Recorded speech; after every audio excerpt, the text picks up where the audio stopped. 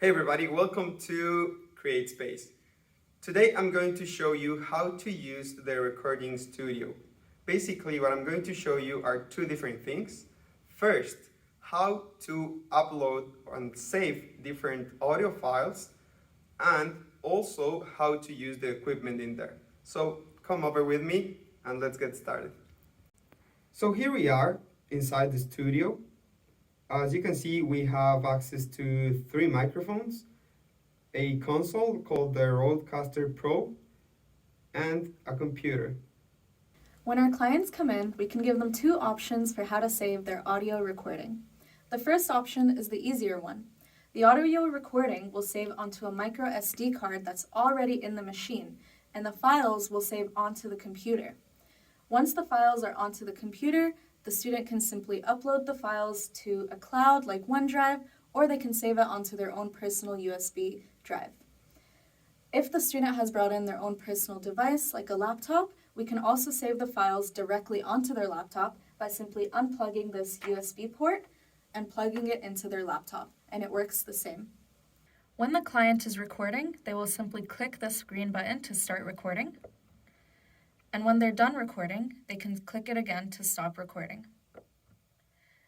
Now, to save the files and upload them, you click this little icon up at the upper right corner, and you'll see this interface right here. In order to transfer the files onto the computer or laptop, you click this, which is podcast transfer mode, and then it will prompt you to say yes or no, and you say yes. Once you've agreed to that, this will no longer be usable. As you can see, all the lights have turned off, which means it's currently in transfer mode.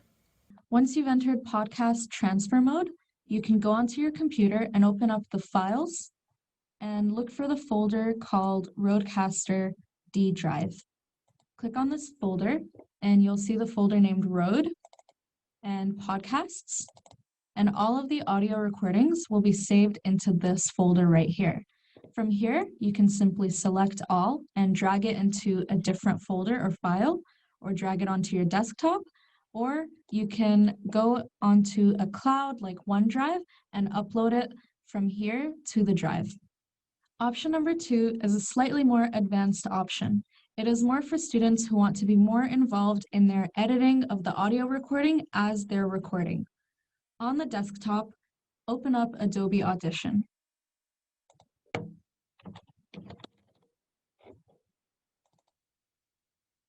Once you've opened up Adobe Audition, this is what the user interface looks like.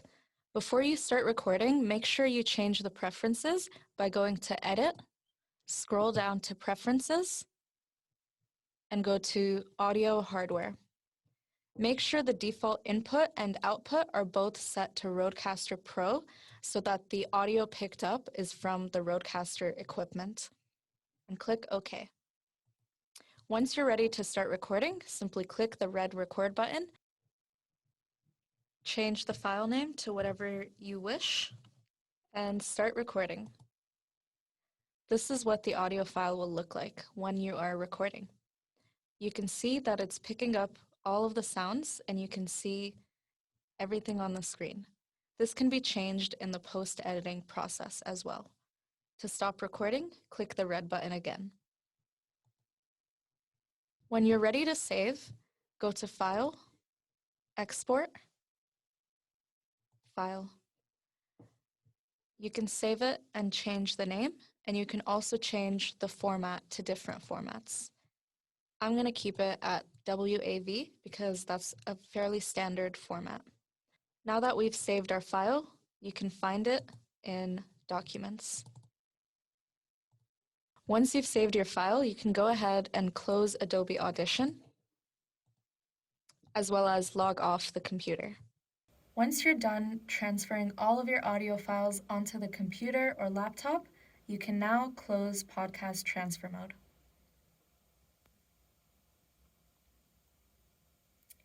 And the Rodecaster Pro will be turned on again and ready for more recording. All right, so now that you know how to start recording and also how to save your files, we're going to have a look at some more technical details about how to actually use the Rodecaster Pro console. As you can see here, there are 8 different audio channels that you can use. 4 will come from microphones, but in this case, only 3 are working in the space since we only have 3 different microphones.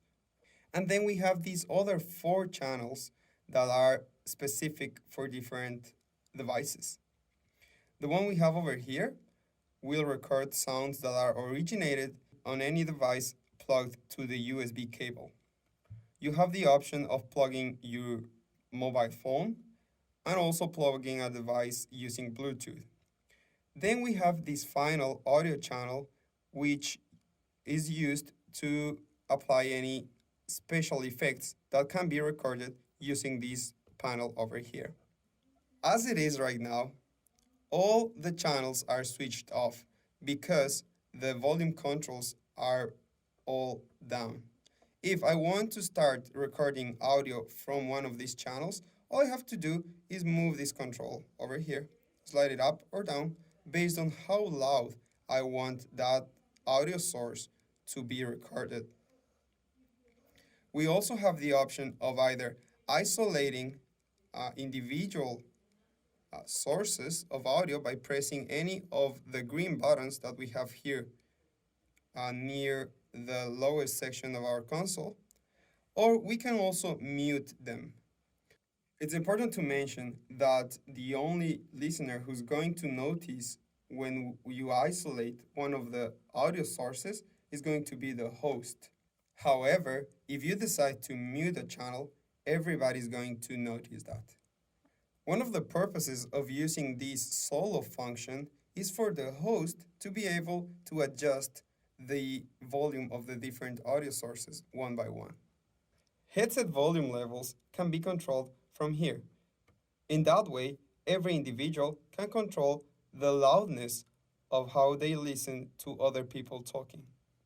As I mentioned before, from here you can access to a few pre-saved sound effects. If you want to play them during your recording, all you need to do is push the volume lever up and then press any one of these buttons. Let's have a listen to one of them.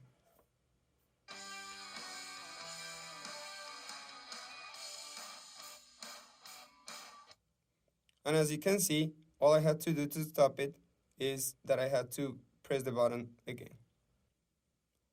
It's also important to mention that you're not limited to only one sound effect. You can actually play more than one simultaneously.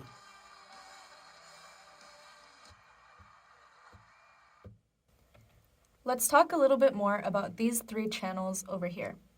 The first one is the USB channel. This means that it's connected to the computer via USB cable, and through this USB cable, we can change it to any device or laptop as well.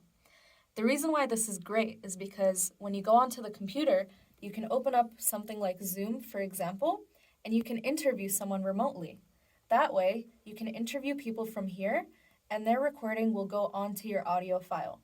Just make sure that when you're on Zoom, you can go to the microphone options and select the Rodecaster Pro microphone and not the computer microphone to make sure it records onto the Rodecaster Pro.